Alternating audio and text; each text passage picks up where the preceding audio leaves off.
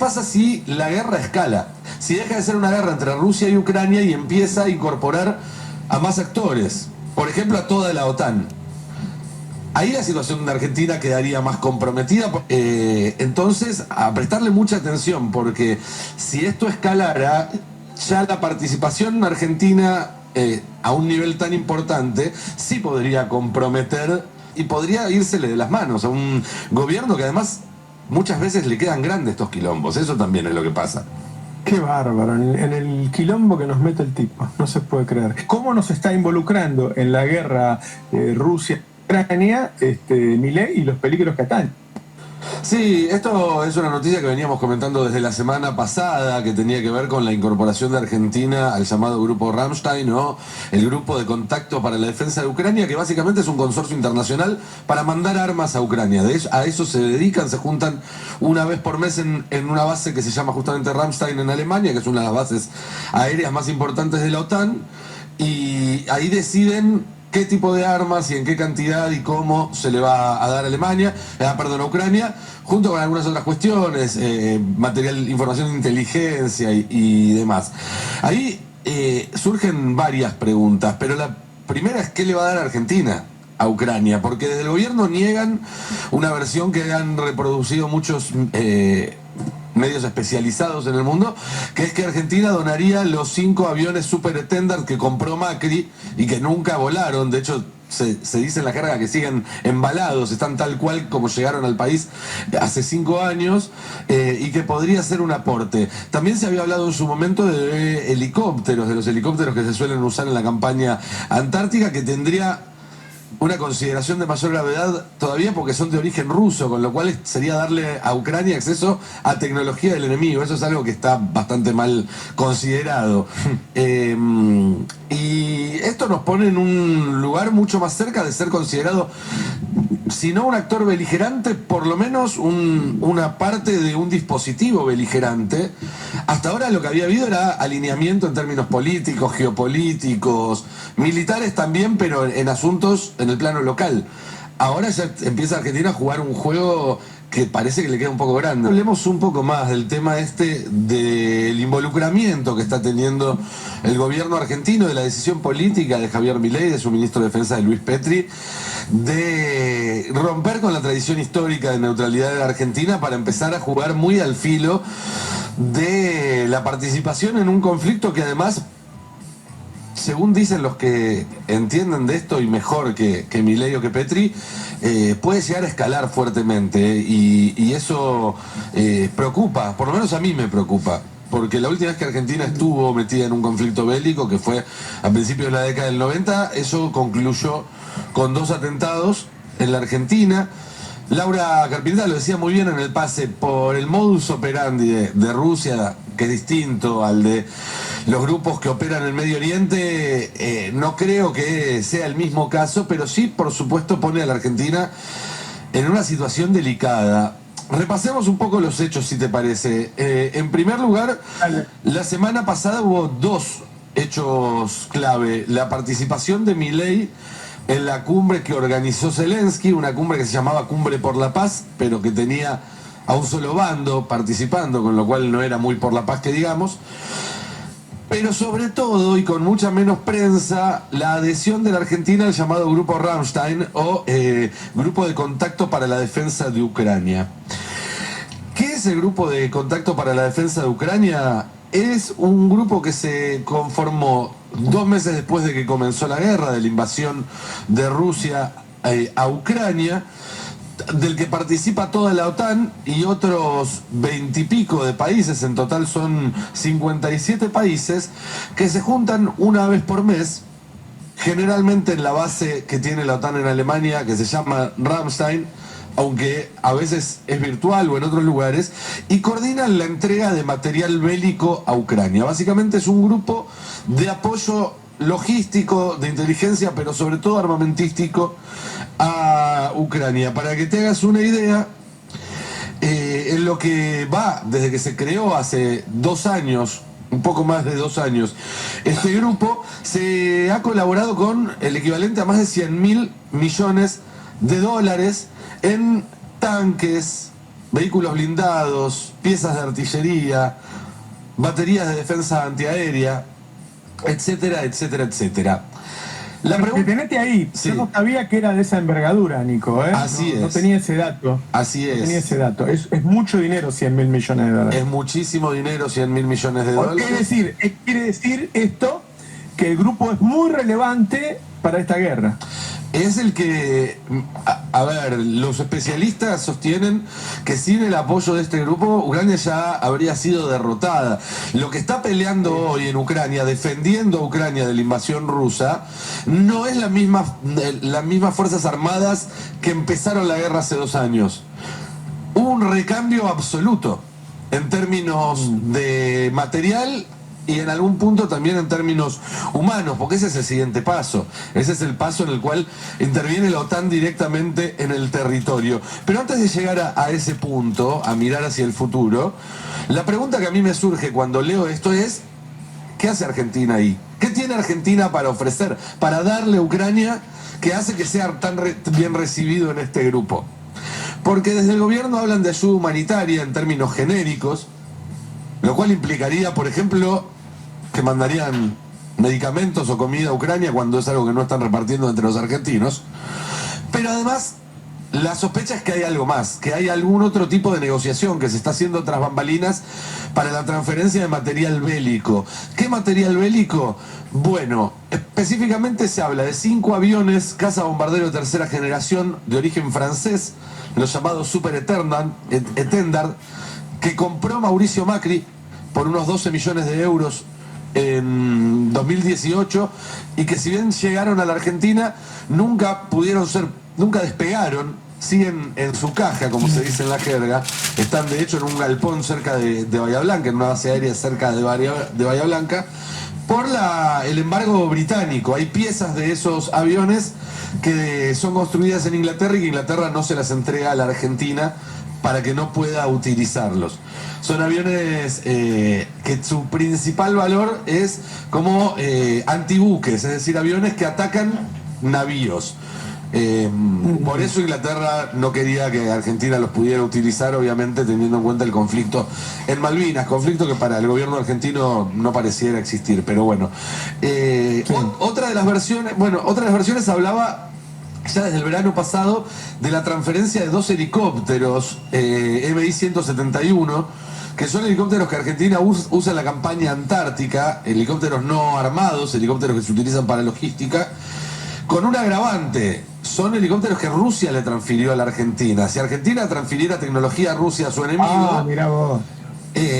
No es solamente que podrían utilizar el helicóptero para llevar y traer cosas, sino que lo desarmarían para ver cómo funcionan los helicópteros rusos, digamos, ¿no? Es un gesto de mucha importancia en un escenario bélico. En el gobierno niegan esto, dicen que no se van a transferir helicópteros, que no se van a transferir aviones, pero cuando uno les pregunta, ¿y entonces qué? Entonces, ¿para qué nos sumamos a este grupo?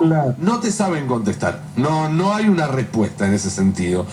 El viernes intervino en este debate el embajador ruso en Buenos Aires, Dmitry Fersikov, que pidió a las autoridades argentinas que se abstengan de interferir en la guerra enviando armas a Kiev, y que dice que si no se mantiene la tradicional moderación de la Argentina, no se va a poder preservar la histórica amistad en las relaciones ruso-argentinas, que históricamente además han sido inmunes a los cambios políticos en uno y otro país. Y esto es cierto. De hecho, había buen vínculo incluso entre la dictadura con la Unión Soviética, que era uno de los principales compradores de grano de Argentina en esta época. En este momento el intercambio comercial entre Rusia y Argentina es de más de $1.000 millones de dólares anuales, con un fuerte superávit a favor de la Argentina. Es decir, es una relación en la cual Argentina saca ventajas. Bueno, ¿cómo puede evolucionar esto? Porque más allá de lo que pueda pasar ahora en este estado de situación, que ya de por sí es bastante grave, el tema es qué pasa si la guerra escala, si deja de ser una guerra entre Rusia y Ucrania y empieza a incorporar a más actores, por ejemplo a toda la OTAN. Ahí la situación de Argentina quedaría más comprometida, porque seguramente otros actores tomarían lado por Rusia Y eso sí podría complicar relaciones comerciales más amplias con China, con Medio Oriente, etcétera.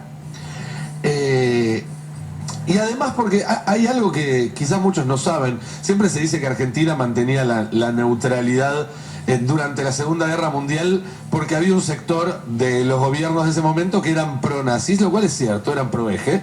Pero también es cierto que Argentina mantuvo la neutralidad hasta el final de la Segunda Guerra Mundial por una cuestión de conveniencia. Al ser neutrales, Argentina podía sacar barcos con trigo, con carne, que iban a Inglaterra y los alemanes no los podían hundir en el medio del océano. Con lo cual, si Argentina no mantiene una situación de neutralidad en un futuro conflicto más amplio, pone en riesgo la parte muy importante del comercio exterior argentino. Ya no tenemos una flota nacional, pero bueno, hay barcos de todo el mundo que vienen a Argentina a llevarse producto argentino y que tendrían algún tipo de riesgo. Respecto a ese escenario, al escenario de una profundización de la guerra, y con esto termino, te quiero leer algunos fragmentos de una entrevista que dio el presidente de Serbia la semana pasada en un medio suizo. El presidente de Serbia es un tipo al que hay que escuchar, lo estamos viendo en pantalla en este momento, Vučić es su nombre, porque es uno de los pocos presidentes que hoy en día tienen buena relación tanto con Moscú como con Kiev, que mantiene el vínculo con los dos países, no se puso de ningún lado. Y es uno de los pocos que está hablando realmente de llevar conversaciones que permitan un armisticio, un alto del fuego duradero. Porque sabe además que si se expande la guerra, Serbia no la va a pasar para nada bien. ¿Qué dijo Vučić en la entrevista esta? Entre otras cosas dijo: en mi opinión se está poniendo peor cada día que pasa. En palabras del famoso historiador Alan Taylor, el tren partió y nadie puede detenerlo. Eso es lo que parece. Podemos ver un final oscuro para todo lo que sucede en Ucrania si los grandes poderes no hacen nada. Pronto, estoy bastante seguro, vamos a experimentar un verdadero desastre. Dijo además Vučić: lo que vuelve a esta situación aún más complicada es el hecho de que todo el mundo habla solo de guerra. Nadie quiere alcanzar la paz. Nadie habla de paz. Claro. Paz se volvió una palabra casi prohibida. Dicen que es necesario el triunfo en la guerra para asegurar la paz en el futuro. Me llama la atención que nadie esté intentando concluir la guerra. Y sigue: ¿por qué hablo de estar cerca del abismo? Analicemos la situación de la OTAN y Estados Unidos. No pueden permitirse perder la guerra en Ucrania.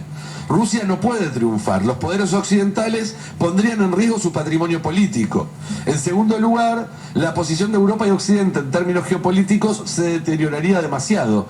Y esto abriría, en tercer lugar, una caja de Pandora para futuras agresiones contra Occidente de otros actores.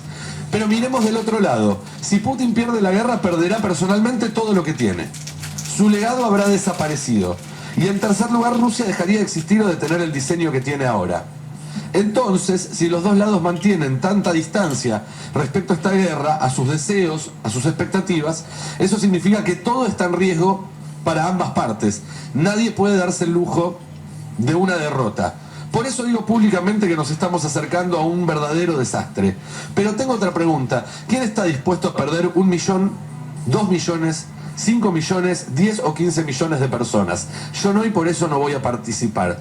Y por último le preguntan si cree que estamos cerca de una tercera guerra mundial, y él contesta: no puedo hablar de tercera guerra mundial, pero sí de una gran confrontación. ¿Cuán lejos estamos? Yo creo que no tan lejos, no más de 3 o 4 meses. Y existe el riesgo de que suceda todavía antes. Qué bárbaro, en el quilombo que nos mete el tipo, no se puede creer. Para completar igual lo de lo que veníamos hablando sobre el tema Ucrania, hay un factor más a tener en cuenta, que es que todas esas consideraciones que recién hacíamos son para un escenario en el cual sigue todo más o menos como los últimos 2 años. Ahora, está la posibilidad muy cierta de que el conflicto escale. De hecho, en la nota que publicamos hoy en el Destape, yo traduje unas declaraciones que dio el presidente de Serbia a una entrevista a un medio de habla alemana en Suiza. Digo, aclaro esto porque en general, si sale en un medio inglés o en un medio yanqui, acá rebota en todos lados, lo levanta Infobae, lo levanta Clarín, pero esto no salió en muchos lugares. Vučić, que es el presidente de Serbia, es uno de los pocos jefes de Estado que tiene vínculo fluido tanto con Moscú como con Kiev. Se reunió la semana pasada con el ministro de Defensa de Ucrania, habla seguido con Putin, es considerado un aliado o alguien cercano a Rusia en la región, estuvo con Xi Jinping el mes pasado, es un un tipo muy contacto y fue ministro de Defensa antes de ser presidente, con lo cual entiende de lo que está hablando. Y él, entre varias consideraciones, donde entre otras cosas dice, soy de los pocos que estoy planteando que se hable de paz, porque la verdad es que uno escucha tanto a rusos como ucranianos y americanos y lo que hablan es de ganarle al otro y no de alcanzar la paz. Pero cuenta que él en su país está revisando stocks de combustible, de harina, de aceite, porque piensa que puede haber una escalada que lleve esto a una gran conflagración en 3 o 4 meses. Esto es lo que dijo la semana pasada el presidente de Serbia, que además es, en términos de Villarroel, el jamoncito, si esto, digamos, escala. Pues Serbia, de los Balcanes, cuando hay quilombos entre Rusia y Europa, la pasan mal siempre. Entonces, a prestarle mucha atención, porque si esto escalara, ya la participación argentina a un nivel tan importante sí podría comprometer comercialmente, por ejemplo, a la Argentina, en lo que tiene que ver con sus exportaciones y demás, y podría írsele de las manos a un gobierno que además muchas veces le quedan grandes estos quilombos. Eso también es lo que pasa. No sé, la vos, ¿cómo lo ves? Sí, claramente salimos de la posición de neutralidad. A mí me gusta aclarar que, a diferencia quizás de lo que pasa cuando asumimos una posición en Medio Oriente, yo no veo una amenaza, digamos, por los antecedentes que nosotros tenemos, ¿no? De terrorismo internacional, de atentados. No veo esa amenaza vinculándonos ahí, porque Rusia tiene otra forma de actuar. Y ya, como vos lo mencionaste antes en otros programas, Roberto, desde el gobierno de Alberto ya venían tratando de despegarse de cualquier posicionamiento vinculado a la guerra, inclusive, digamos, afianzando la cooperación económica y comercial que había con Rusia. Entonces, en ese sentido, tampoco veo que nos afecten. Yo sí lo que veo, y me parece muy gracioso y me gustaría remarcar, que esto incomoda al gobierno, lo va a complicar en algo que nadie está pensando mucho, que es en sus vínculos políticos internacionales. Todos los aliados internacionales que tiene Milei con la extrema derecha son más cercanos a la posición de Rusia que a la posición de Ucrania.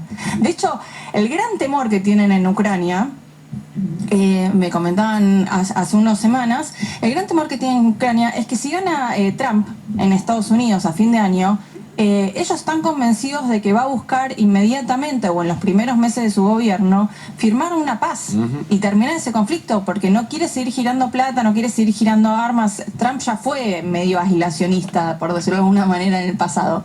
Con lo cual, digo, está chocando directamente con la gente que dice estar ayudando, como bien decías vos recordando la entrevista de ayer de Milei, que él hizo ganar las elecciones europeas. Bueno, sus aliados de Vox no estarían tan de acuerdo en España, porque hay muchos analistas españoles que dicen que lo terminó perjudicando y ayudando hecho, más a Pedro Sánchez. A Vox no le fue bien. Exactamente. En Entonces, un marco... digo, esto va a traer tensión con sus propios aliados, ¿no? Con esa propia ola de extrema derecha que él dice participar y que ya lo mencionaste vos, en parte es una de las explicaciones de por qué le fue bien en las elecciones europeas. Con lo cual, yo vengo a decir que tiene un matete en la cabeza en términos de posicionamientos internacionales importantísimo. No tenemos nada para ganar. Busquémoslo el video cuando él dice que hizo ganar, que cambió las elecciones en Europa, porque es bien interesante. Va a quedar, y habla, ¿no?, de su amor propio, ¿no? Sí. También. Y hay un factor más. ¿Tenemos el video? Veámoslo. La realidad es que, mira, no es lo mío viajar, pero lo hago porque creo que con cada una de estas decisiones he puesto a la Argentina en lo más alto. Muchos, por ejemplo, criticaron mi viaje a Davos. Sí. Bueno, mi viaje a Davos fue muy importante. Mirá el impacto que tuvo en Europa y cómo se dieron vueltas las elecciones y hundimos a los pobres progresistas, pobristas. Hundimos. Paramos, dijo el mosquito, se decía cuando yo era chico. Es impresionante el matete.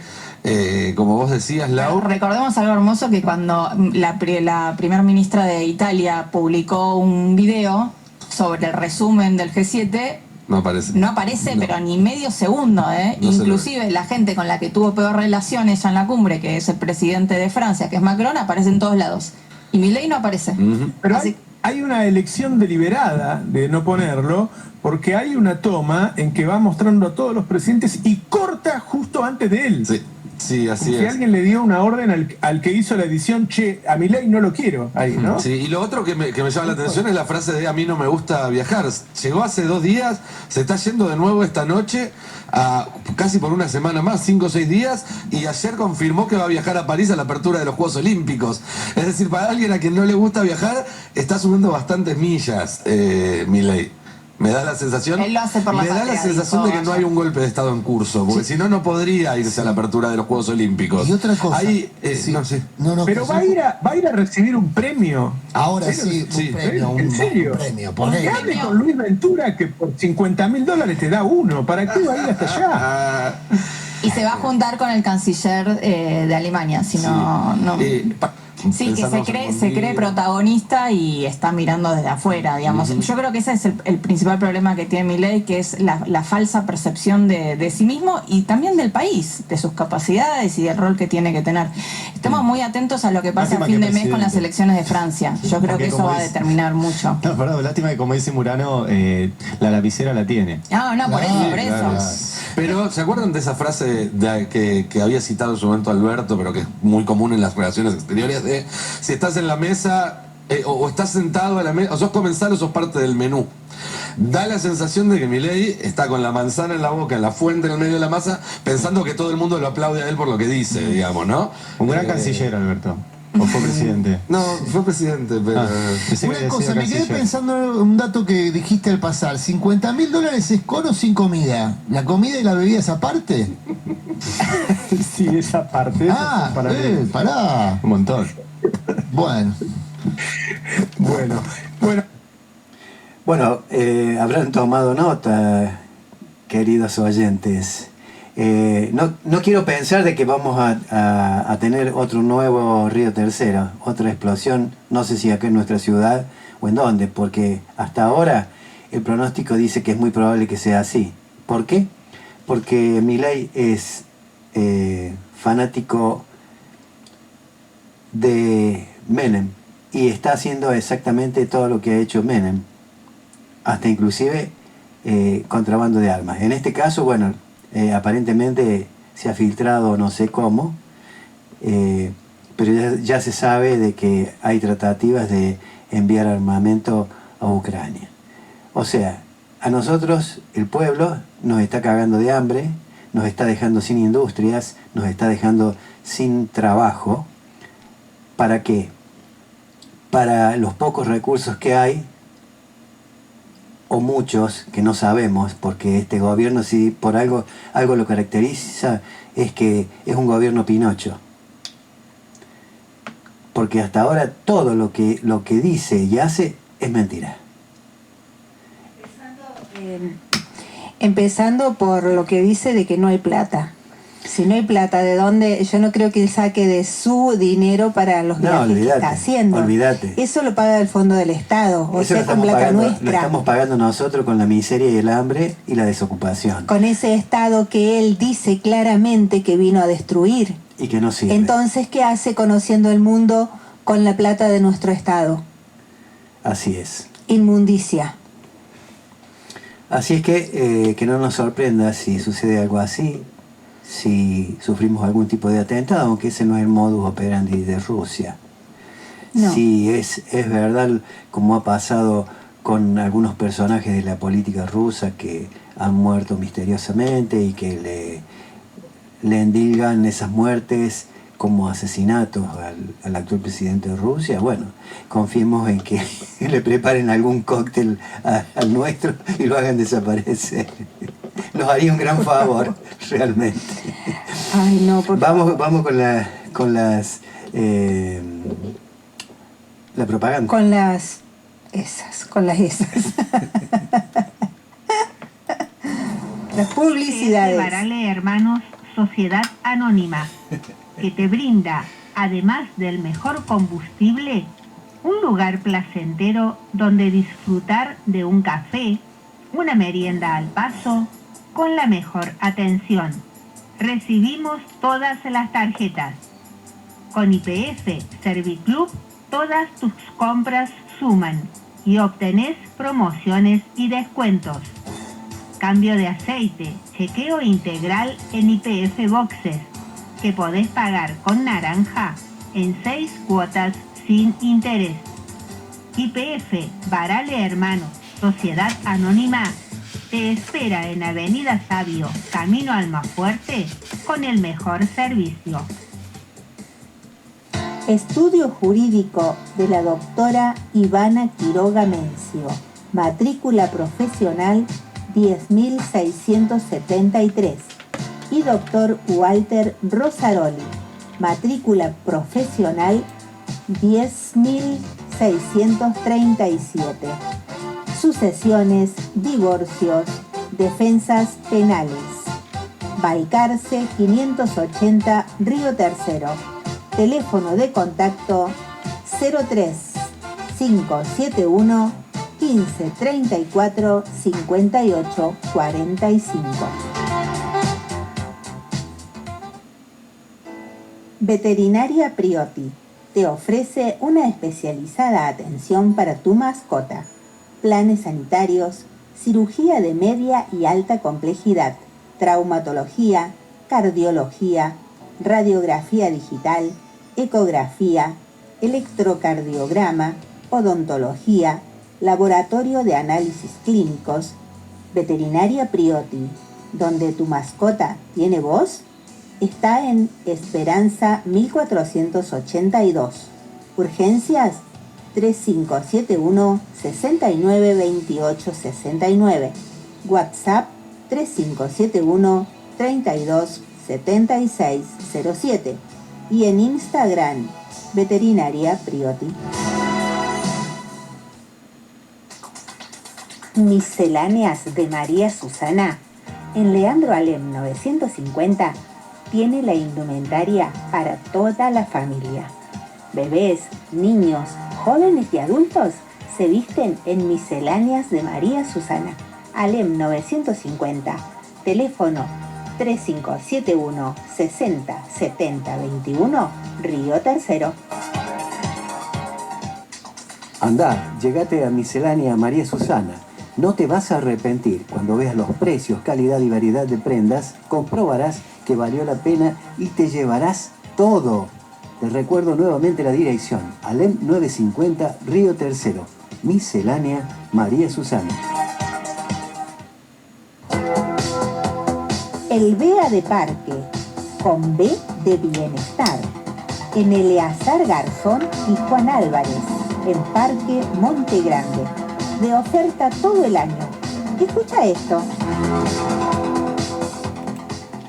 Ofertas limitadas hasta agotar stock.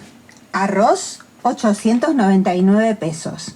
Cerdo, 2.699 pesos. 2 kilos de chorizos, 7.200 pesos. Falda especial, 4.999 pesos.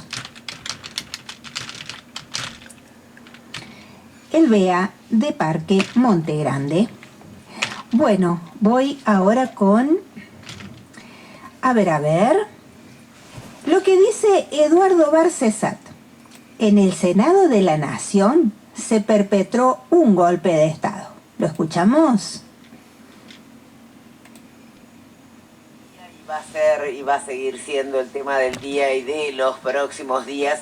Tiene que ver con la aprobación de la ley bases. Para charlar un poco de esto tenemos a un especialista constitucionalista, es ya casi columnista, nuestro artista invitado. Le damos la bienvenida al aire al doctor Eduardo Barcesat. Eduardo, Vero Sarasola, Carlos Martín y Valentín Cueto, te saludamos. ¿Cómo están? Bien, perfecto.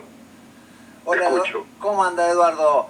Bueno, estamos con esta preocupación de lo que se ha votado y, bueno, la inconstitucionalidad de muchos de sus ítems que se han votado preocupan a la gente, pero no conocen, no saben. ¿Qué le podemos contar desde tu punto de vista como constitucionalista?